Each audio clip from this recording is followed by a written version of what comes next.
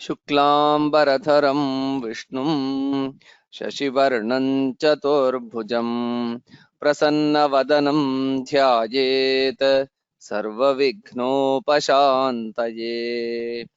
श्रुतिस्मृतिपुराणानामालयं करुणालयं Namami भगवत्पादशङ्करं लोकशङ्करम्। Namaste. Now we will see the meanings of Shri Vishnu Sahasranama based on Shri Shankaracharya Bhashya for verse 67. First we will see the verse. Udirna sarvataschakshuranisha shashvatasthiraha bhushayo bhushano bhutir vishokashokanaashanaha. The namas herein are Udirnaha, Sarvataschkshuhu, Anishaha, Shashvatasthiraha, Bhushayaha, Bhushanaha, Bhutihi, Vishokaha, Shokanashanaha. There are 9 namas herein. We will see the meanings of each of these one by one. The first nama is Udirnaha. Sarvabhutebhyaha samudriktatvat Udirnaha. The one who is superior than all beings. So Udirnaha. Samudriktatvat Udirnaha. So the mere meaning of the word Udirna is the one who is superior. So superior to whom? Sarvabhutebhyaha. So in comparison to all beings, he is superior. In what way he is superior? We have already seen in so many namas previously that he is the one who is endowed with Aishwarya, Dharma, Jnana, Vairagya, Yashas. So in this way, all the qualities that makes him a Bhagavan, so he is endowed with all those qualities. And we also see that in Yoga Sutra also, he is the entity who is free from Klesha, Karma, Vipaka, Ashayaihi, Aparamrishtaha, Purusha Visheshaha, Ishvaraha. So he is Purusha Vishesha, being untouched by afflictions, actions, the outcomes of actions, and also the Punya Papa Sanchaya, the collection of Punya and Papa. He is free from all those things, the Vasanas, the one who is bereft of all these things, and hence he is Purusha Vishesha. Even in Bhagavad Gita, he is glorified as Uttamaha Purushaha tu Anyaha Paramatme Tudahritaha Yo Lokatrayam Avritya Vibharti Avyayaha Ishwaraha. So he is termed as Uttama Purushaha in Bhagavad Gita also. So hence, with these, endowed with these qualities, he is Sarvabhutebhyaha Udriktaha, superior to all beings. The next nama is Sarvataschkshuhu. Sarvataha Sarvam Swachaitanyena Pashyati iti Sarvataschkshuhu. The one who sees with his awareness all that exists. So here the word Sarvatas, the nama Sarvataschkshuhu. Sarvataha Chakshuhu. Acharya interprets Sarvataha as Sarvam, everything. Chakshuhu means the one who sees. So the one who sees everything. So how does he see everything? He doesn't see as we see with the physical eyes. So he is the consciousness that is all encompassing, Sarvavyapi. So our awareness is limited normally as Jivatmans to this body, whereas his awareness is spread all over the entire creation. So hence, with his cosmic awareness, everything that happens is known by the Paramatman. So hence he is Sarvatas Chakshuhu. Even in the Vedas, in the Shvetashvatara Upanishad, we see a reference in this context. Vishwatas Chakshuhu, Vishwataha, Sarvataha Chakshuhu. So the one who sees everything established in his pure conscious awareness. The next nama is Anishaha. Na vidyate asya ishaha iti Anishaha. The one who does not have Lord above him. So, na vidyate ishaha. The one for whom there is no any higher Lord who governs. So, who is the ultimate? The entire universe is governed by him, and none is above him. So even in the Bhagavad Gita we see natvat samascha abhyadikaha kutonyah. O Lord, there is no one equal to you. How can we think of anyone who is superior to you? So hence in this sense Bhagavan is Anishaha. न तस्येषे कश्चन कश्च इति श्रुतेः. In the Narayana Upanishad, in the same meaning. So Acharya brings in a quotation where na tasya ishe kaschana, there is no one else to govern him, to control him, to restrict or restrain him. So the ultimate governing authority of the entire creation, he is Anishaha. The next nama is Shashvatasthiraha. Shashvadbhavannapi na vikriyam kadachidupaitīti Shashvatasthiraha iti namaikam.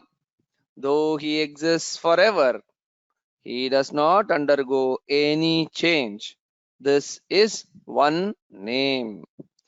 So here the nama is Shashvatasthiraha. It is made up of two components, Shashvata and Sthira. Shashvata refers to the one who is present forever, Shashvat Bhavan. So the one whose presence is eternal. And Sthiraha means the one who does not undergo any change. Na Vikriyam Kadachid Upaititi. So under no circumstance there is a change in his nature. So he is always present, eternal, and he is always the pure consciousness which is unchanging in nature. So that is conveyed, the eternal nature and unchanging nature of Paramatman, his pure conscious unchanging nature is conveyed by the term, by the nama Shashvatasthiraha. The next nama is Bhushayaha. Lankam prati margam anveshayan sagaram prati bhumau sheta iti bhushayaha. The one who slept on the ground as an austerity towards the ocean to find a path to Lanka. So Bhu, Shaya are the two components of this nama. Bhu refers to the ground, and Shaya, Shete iti Shayaha, the one who lies down on the ground. So Acharya here clarifies the context of understanding this nama. Acharya says, so when did the Lord slept on the ground? When did the Lord lie down on the ground? So in the Ramayana, after knowing that Sita is in Lanka being taken away by Ravana, so he reaches the ocean, the shores of the ocean with a great army of Vanaras, but to find out the way in which he can cross the ocean with the entire army, he sits in tapas. He does austerities in the banks of the ocean. So there, in his process of meditating and doing austerities, so he sits there, meditates there, and lies down there in the shores of the ocean. And we finally know that the ocean comes around. Initially, he does not relent. Later, he comes around and he offers that he will support any bridge that is built over him. So, in this context, the Lord sat on the shores of the ocean. He lies down on the shores of the ocean to reach Lanka to bring back Mata Sita. Hence, in that context, we see Acharya interpreting this nama Bhushayaha. The next nama is Bhushanaha. Svetchavatarihi Bahubihi Bhumim Bhushayan Bhushanaha. The one who adorns the earth with various incarnations taken out of his own will. So, Bhushana normally means an adornment, an ornament. Yes, Bhagavan Narayana is an ornament, says Acharya. So, in how to understand this, Svechavataraihi Bahubhihi Bhumim Bhushayan. Bhagavan, though he is in the Parandhama, he comes down to the earth and he adorns the earth with various incarnations. Avatarihi. What kind of incarnations? So, Swechhavatarehi, out of his own will, out of his own desire, only to reduce the load of Bhumi, Bhubhara Avataraya. So, he adorns this earth in various forms. Matsya, Kurma, Varaha, Vamana, Nrasimha, Rama, Krishna. So in this way, various avatars he adorns, and each of his avatars he performs. In each of these, he performs great glories, great leelas.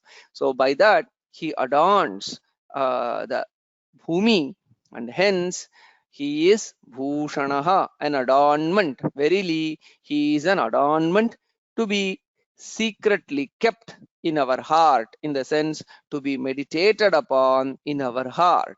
As one protects one's jewel very safely, similarly, this jewel, Bhushana, which is Bhagavan Narayana, has to be protected or to be meditated upon in the guha, in the cave of the heart. So hence he is Bhushanaha.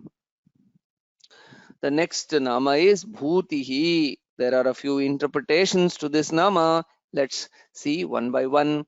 Bhutihi Bhavanam Satta. Bhutihi refers to existence. Yes, we saw in previous namas, various namas, that Bhagavan is Sat, Bhagavan is Chit, and Bhagavan is Ananda. So he's Sat, being ever present. So there was no period in which he was not there.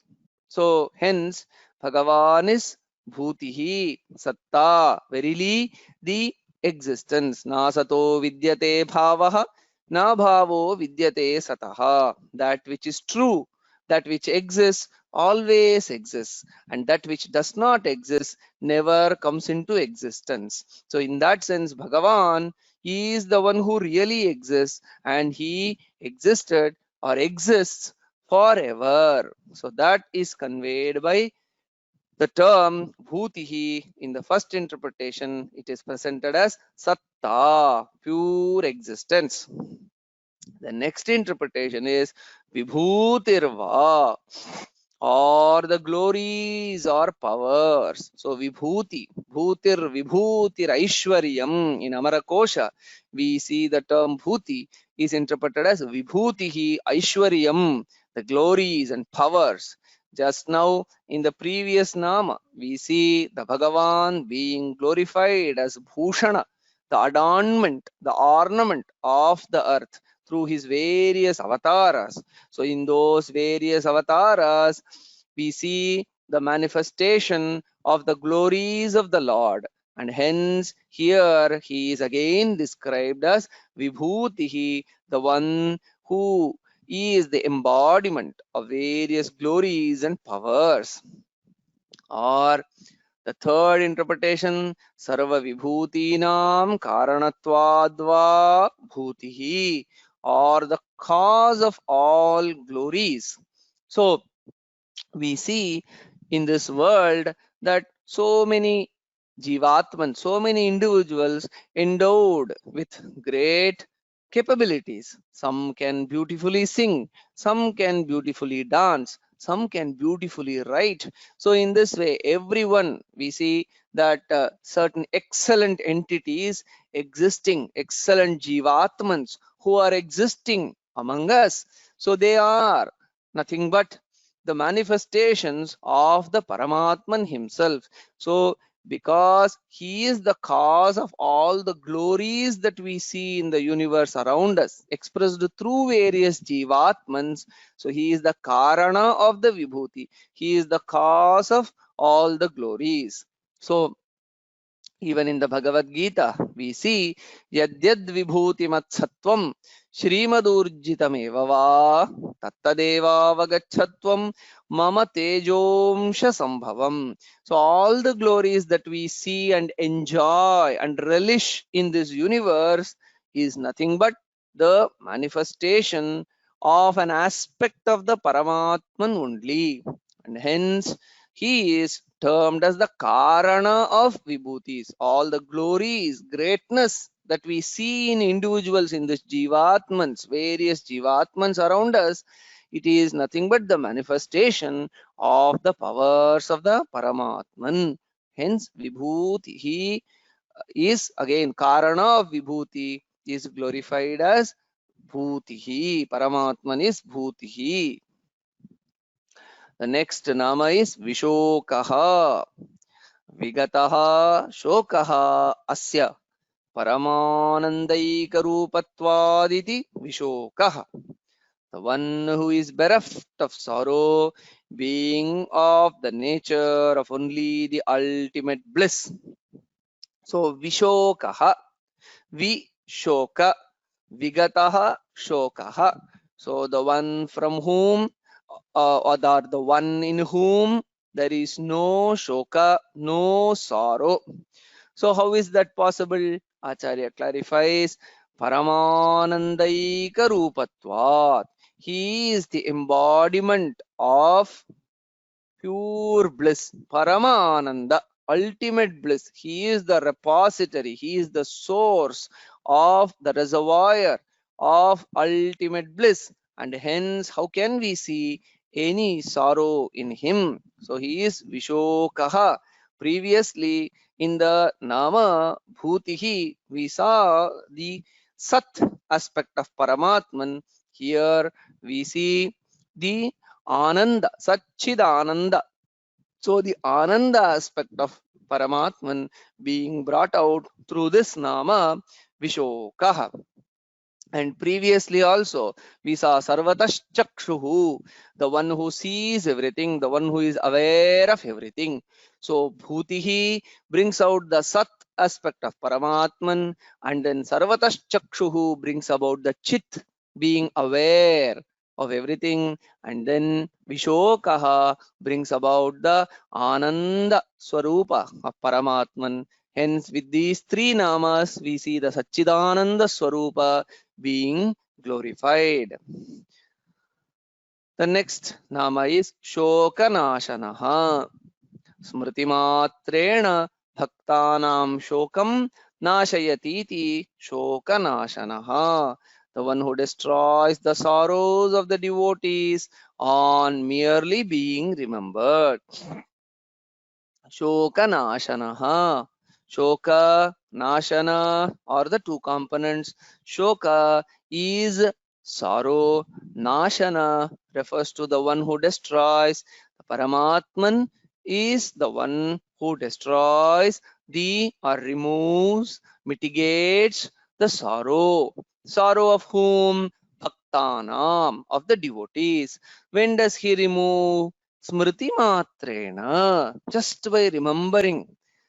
Lord Narayana. Just by remembering the Satchidananda Swarupa of Lord Narayana, so one becomes bereft of all sorrow. So Paramatman himself was glorified as Vishoka, means the one who is free from sorrows, and only he can mitigate the sorrows of all the Jivatmans by just remembering, by just thinking of his glories, by just thinking of his Nama, Achyuta, Ananda, Ananta, Govinda, just by remembering his Nama, he removes all the sorrows of all the Jivatmans. Hence, he is glorified as Shokanashanaha. So, thus, with these 9 Namas, in verse 67, we have thus far seen 632 Namas. ॐ तत्सत् श्रीकृष्णार्पणमस्तु।